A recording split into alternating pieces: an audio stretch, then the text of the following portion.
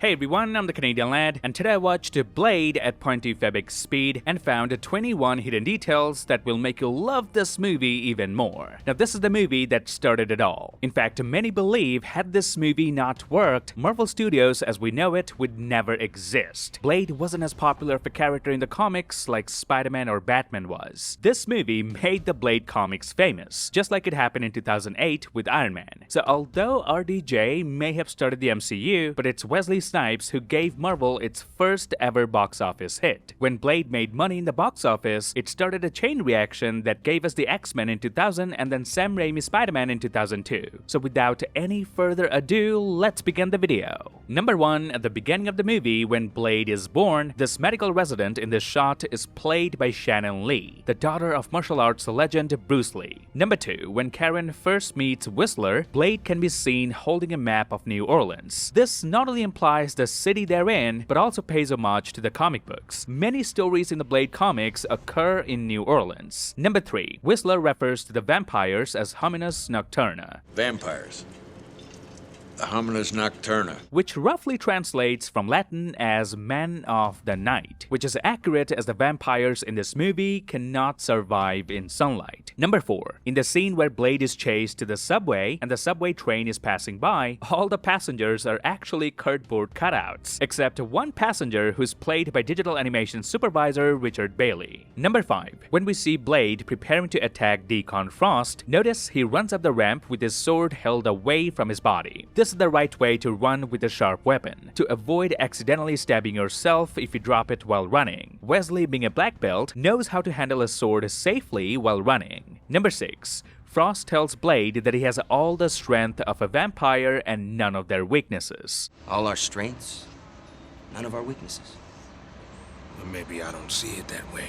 Now this statement is actually not true, as Blade still has a vampire's thirst for blood, although Frost doesn't see that as a weakness, so from his perspective, he isn't saying anything wrong. Number 7, when Krieger, aka the police officer who wants to be turned into a vampire, visits Frost's apartment, we briefly see Frost passing by this young girl wearing a silver jacket and black pants sitting down on the ground looking at him. This is the same girl that later confronts Blade in the 51st minute in Pearl's library. Blade initially thought it's just a young innocent girl and offered help, only to realize she works for Frost. So this was a great little foreshadowing there. Number 8, in the final fight, Frost was literally laughing while chasing Blade. He does it ever so slightly, so if you don't slow down the playback, you won't notice it. This was a deliberate choice by the actor who played Frost, aka Steven Dorff, because he said that he took inspiration from the Joker, played by Jack Nicholson in Batman 1989. Number 9, Blade literally attacks the camera. Now, this happens twice in the movie. First during this bloodbath fight, and later against Frost's henchmen. Notice during the bloodbath, Blade stabs this vampire on the ceiling and then proceeds to punch the camera, giving us the perspective of how it would feel to be on the receiving end of this punch. And here in the final fight, a vampire charges at Blade and then Blade flips him up. But notice the scene is choreographed in a way where the camera runs into Wesley and then he flips up the camera, again showing us from the perspective of the vampire. For a movie that was released in 1998, you have to admire the uniqueness of the action scenes. Number 10, the song that the Japanese schoolgirl band Bangwa Cherry plays is called Chin Chin, which is a Japanese slang for penis. Number 11, inside the Bloodbath Club, Blade was about to shoot the DJ, but then another vampire jumps in front, so Blade decides not to shoot and turns around instead, and then shoots the DJ.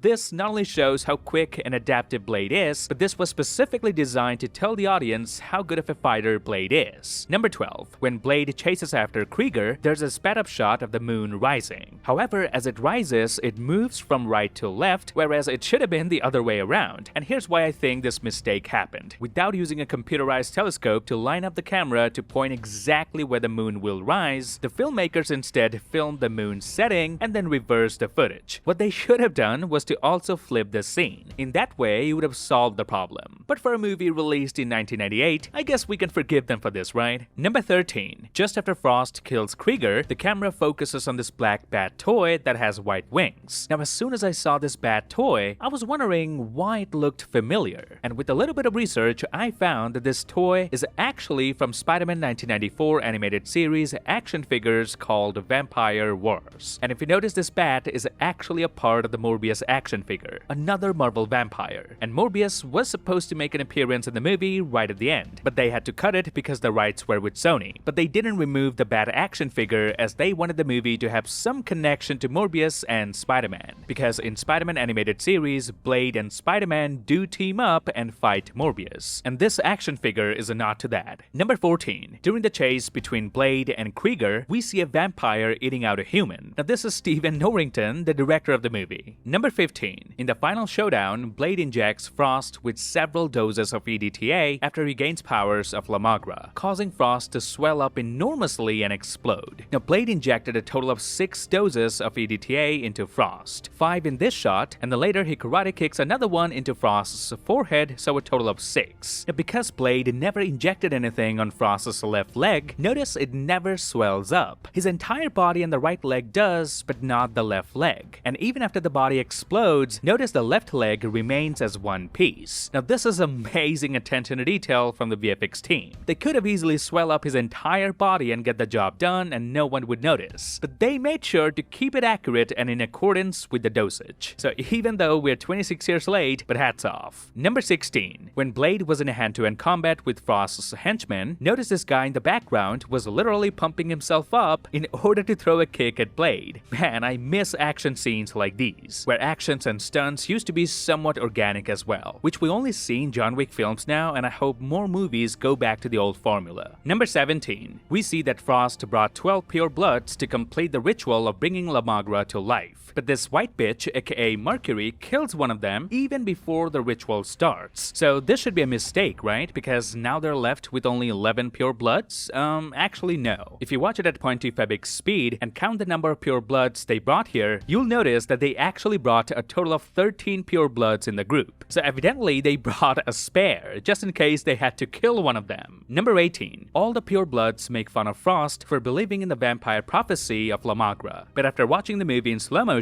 I just noticed why Frost was so adamant about fulfilling the prophecy. So hear me out. Blade is revealed to be the key to resurrect La Magra, because his blood as a Daywalker is necessary to transform Frost into the Blood God. But we learned that Frost is the vampire who essentially created Blade because he bit Vanessa, Blade's mother, when she was pregnant with him. So if you see it from Frost's perspective, he thinks that because he created the Daywalker, he's destined to become the Blood God La Magra as well. And that could mean Frost created Blade on purpose, because he had been planning to resurrect La Magra for years even before the events of the film. But it seems more plausible that Blade was just an accident, with Frost having no reasonable way to know how to specifically create a Daywalker. He just inadvertently created this mythic creature mentioned in a vampire prophecy that he's now desperately trying to fulfill. Number 19. In the opening scene in the hospital, when Blade's mother is in labor, as the doctor opens the door, notice his hand slips from the handle and he almost smashes his face into the stretcher, but makes a smooth save and continues to act out the scene. I'm happy that director Norrington decided to keep this scene in the movie, because this mistake makes the scene feel much more authentic. In an emergency situation like this, a doctor may slip up or fall, and that would be normal. Number 20. Just before going to the final fight, Blade cuts the roots of this plant that he was taken care of since the beginning of the movie. Now this plant is actually a hybrid totem plant, meaning it's a mashup of 2 different species of plants, just like Blade himself, who's half human and a half vampire. The leaves and the roots are from a Dracena plant, and the flowers are from a Proteus plant. Blade kept this plant all these years in his hideout as a symbol of his own self, but him cutting the roots just before going for the final battle implies that Blade is done being a hybrid. It shows that he's ready to embrace his human self and overcome the vampire side of him. Number 21. Early in the film, it's established that vampires don't react to religious symbols like the cross, as we've traditionally been seeing in other vampire movies. They can cross water and lives in regular homes. Their sensitivity to garlic and sunlight kryptonite appears to be a biological issue, possibly an allergy, and their thirst for human blood is explained as a lack of hemoglobin in their own blood. This makes the film seem more science-based than supernatural, although there's still some magic involved, as Frost aims to become La Magra through a ritual. But the fact that he can be defeated with his serum suggests vampires are mostly biological creatures, and that's why this movie worked. They took a superficial character from a Marvel comic book and gave him real-life situations and dangers. That's why movies like Iron Man 1 and Logan are considered to be a masterpiece. It doesn't matter how popular of a character you pick from the comics if the audience cannot relate or find any realistic relevance to the character. Thank God New Line Cinema took the risk that came with Blade. And of course, huge credits to David S. Goyer, who gave us a much grounded version of a vampire story. And that's it. Let me know your favorite detail from the film in the comments below. And if I managed to catch a detail that you hadn't noticed before, then please give me a thumbs up. And if you haven't subscribed yet, then please do, as it helps the channel immensely. Turn notifications on, as I'm about to make a ton of videos on X-Men, Wolverine, and Deadpool. I'll see you lads in the next one.